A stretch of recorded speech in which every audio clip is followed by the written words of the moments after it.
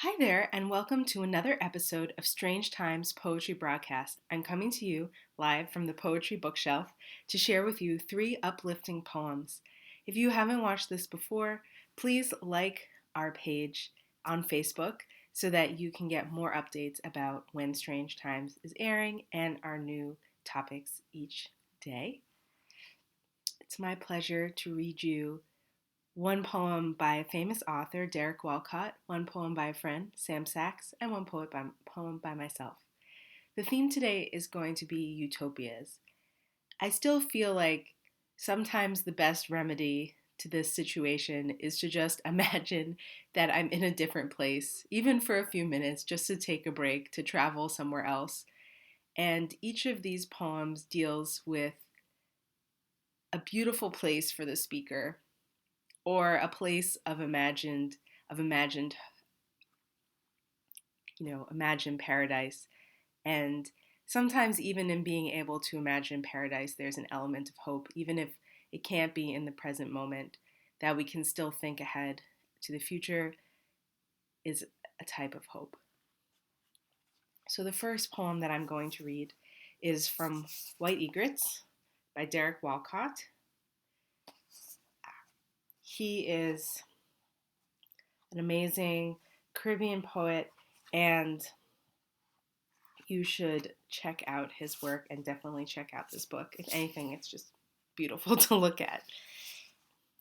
The poem that I'm going to read is from a series, so it's just called Number 31. And it brings us to a place of peace, or at least it brings me to a place of peace from the minute that I read this. 31. My climate now is the march, the leaden silver water that secretes in reeds or moves with a monotony that happily might deaden endeavor and envy and the waste of noble deeds for reputation's sake. My frenzy is in stasis, like a shallop with a staved-in hull. I fly like the slate heron to desolate places, to the ribbed wreck that moss makes beautiful, where the egret spreads its wings lest it totter on the aim prow, where crabs scrape for a perch. All that vigor finished with which I sought a richer life than this half-hearted search. I am thinking of a specific site that is Hunter's Cove. Away from the road, a frog shoots its tongue at the stars and traffic, of a marsh in marshlight with charging dusk, and the boom of a toad in the reeds at the firefly-flecked night, and a heaven improbably swayed in mirroring waters. One of the moments that I love in this poem is the line, "My frenzy is in stasis." There's just, sometimes with fear, there comes a certain frenzy. I know that this is true for myself. And to be able to find a place where that frenzy turns to stasis, I think it's not the same stasis as being stuck. It's just the stasis of letting go a little bit of that frenzy, of that ambition, and just being present in this beautiful space. The frog shooting its tongue at the stars in traffic. I love that. A heaven improbably swayed in mirroring water. I feel like I'm in a marsh right now. It's just lovely. In a lovely way, in a marsh. All right. My next poem by Sam Sachs is from All the Rage. This book was a Sibling Rivalry Press chapbook and came out at the same time as my chapbook, so we were press siblings, press sisters.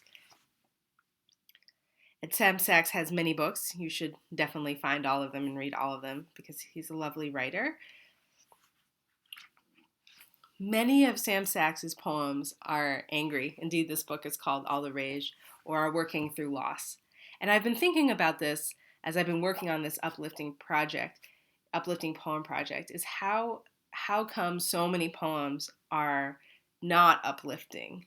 But I think sometimes the action of being able to put down a loss, to delineate it on the page, to share it, those are all acts of redemption in some way, for at least for the poet.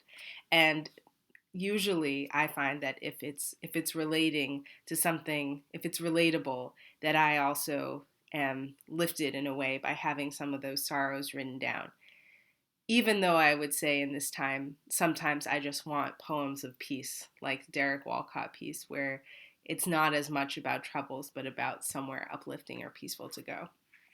And I think that this poem, Old Fashioned, balances a little bit of both, both the utopia and the world that one leaves to go to the utopia, the reason why one needs a utopia.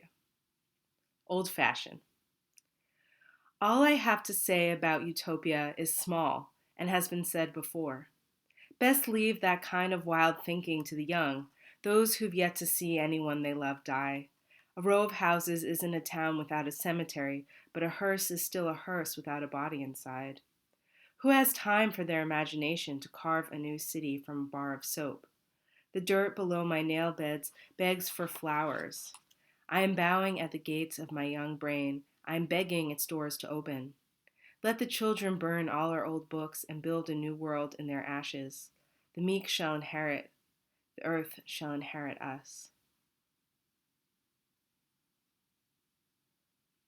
So I think this poem balances loss, the grave, but there's also this prayer in there for the doors to open, for the children to build a new world in their ashes, and that utopia for wild minds can still exist.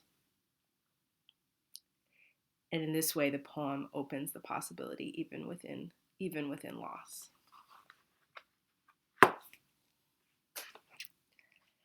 My last poem is called Ver-Jus.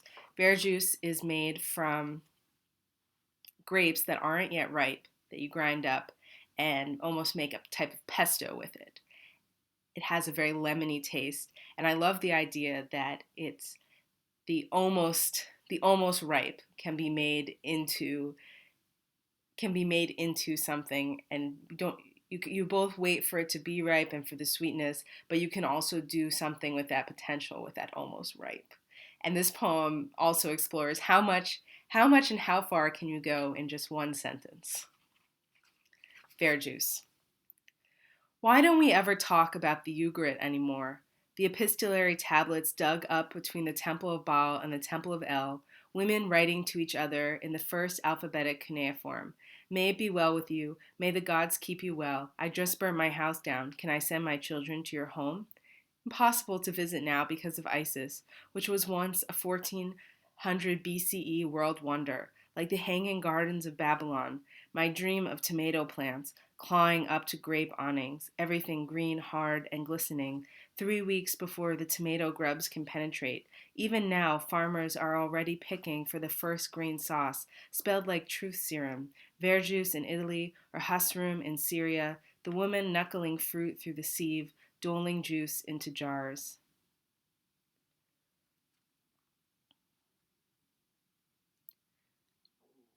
So in addition to this imagined utopia, the almost place, the garden growing in the dream, before everything has been destroyed and it's just full of this potential, that is sort of balanced with this ancient world that's not mentioned anymore.